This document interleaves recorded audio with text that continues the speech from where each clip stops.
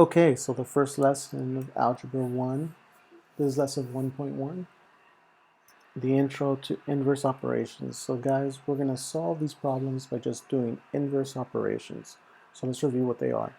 So right here, we have x plus 4 equals 9. So what you're trying to do is trying to get the x by itself. What does x equal? Because you don't know what it is without the 4. So you have to get rid of that 4. Now, how do we get rid of that 4?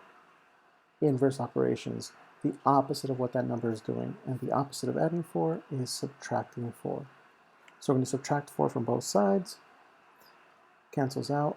You're going to get 5. And that's the answer.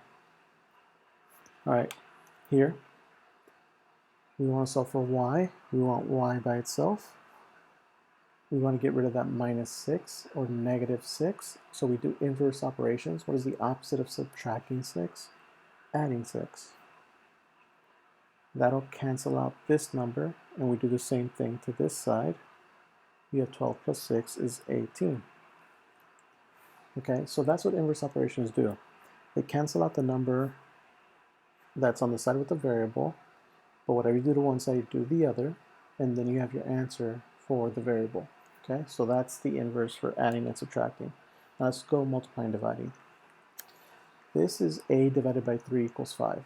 Now in this case, if you want the a by itself, you have to do the opposite of dividing by 3, the inverse of dividing by 3, and the inverse is multiplying by 3.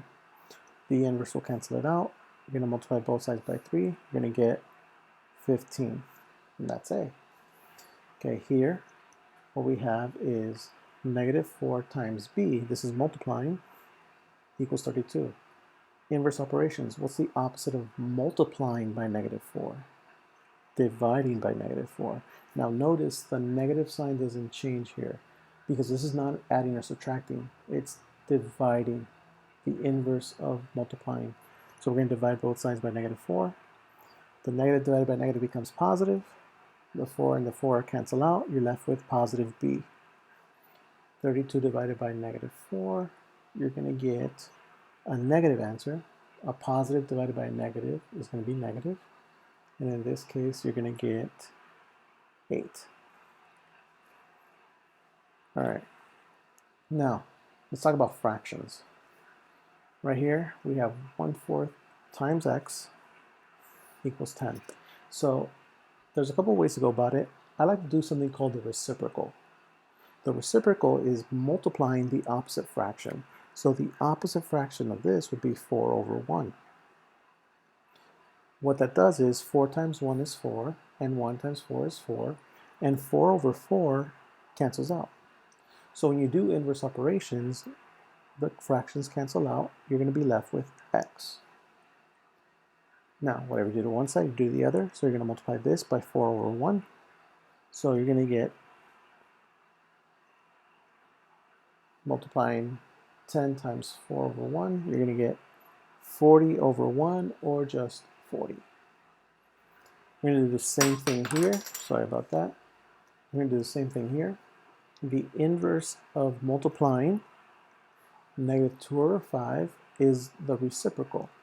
The reciprocal is negative 5 over 2. Now notice that the sign doesn't change. We don't want to make it a positive, because if you don't do this, you're going to keep a negative sign here, and you don't want a negative sign with your variable. You want to cancel out the negative signs. So the reciprocal is just a flipped fraction. It's going to cancel out. You're going to be left with your variable. And whatever you do to one side, you do to the other. Now in this case, I'm going to get negative 4 times negative 5. It's going to be a positive 20. 1 times 2 over 2. So E equals 10. And that's the inverse operation. The last inverse operations I want to talk about is square roots and squares. Okay, so how do you get rid of a square? So if you're going to solve for x, you got to get rid of the exponent, the power of 2. The opposite of the power of 2 is a square root. This cancels out the 2. And whatever you do to one side, you do to the other. So in this case, we're going to say that the square root of 36 is what number multiplied times itself makes 6. What number twice? And the square root of 36 is 6. And that's my answer. Here, to get rid of a square root, you're going to square instead.